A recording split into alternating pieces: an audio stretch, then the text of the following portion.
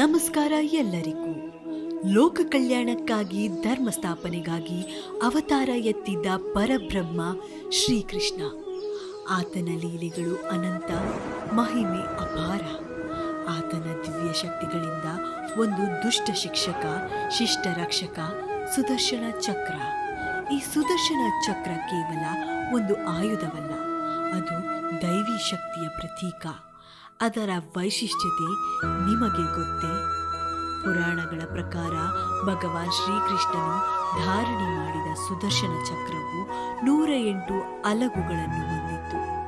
ಈ 108 ಅಲಗುಗಳು ಕೇವಲ ಸಂಖ್ಯೆಯಲ್ಲ, ಅವು ಸತ್ಯ, ಧರ್ಮ, ನ್ಯಾಯ, ಶೌರ್ಯ, ಜ್ಞಾನ, ಭಕ್ತಿ ಹೀಗೆ 108 ದೈವಿ ಗುಣಗಳನ್ನು ಪ್ರತಿನಿಧಿಸುತ್ತದೆ ಎಂದು ಹೇಳಲಾಗುತ್ತದೆ. ಪ್ರತಿಯೊಂದು ಅಲಗು ದುಷ್ಟಶಕ್ತಿಗಳನ್ನು ನಾಶ ಮಾಡುವ, ಅಧರ್ಮವನ್ನು ಸದೆಬಡಿಯುವ ಮತ್ತು ವಿಶ್ವದ ಶಾಂತಿಯನ್ನು ಸ್ಥಾಪಿಸುವ ಸಾಮರ್ಥ್ಯವನ್ನು ಹೊಂದಿತ್ತು. ಕೃಷ್ಣನ ಇಚ್ಛಾಶಕ್ತಿಯಿಂದ ಪ್ರೇರಿತವಾದ ಸುದರ್ಶನ ಚಕ್ರವು ಎಲ್ಲಿ ಅಧರ್ಮವಿದೆಯೋ ಅಲ್ಲಿ ಕ್ಷಣಾರ್ಧದಲ್ಲಿ ಪ್ರತ್ಯಕ್ಷವಾಗಿ ಕಾರ್ಯವನ್ನು ಪೂರೈಸಿ ಹಿಂತಿರುಗುತ್ತಿತ್ತು. ಈ ದಿವ್ಯ ಚಕ್ರವು ಭಗವಾನ್ ಶ್ರೀಕೃಷ್ಣನ ಅನಂತ ಶಕ್ತಿ ಮತ್ತು ವಿಶ್ವ ರಕ್ಷಣೆಯ ಸಂಕಲ್ಪಕ್ಕೆ ಸಾಕ್ಷಿಯಾಗಿದೆ. ಧನ್ಯವಾದಗಳು.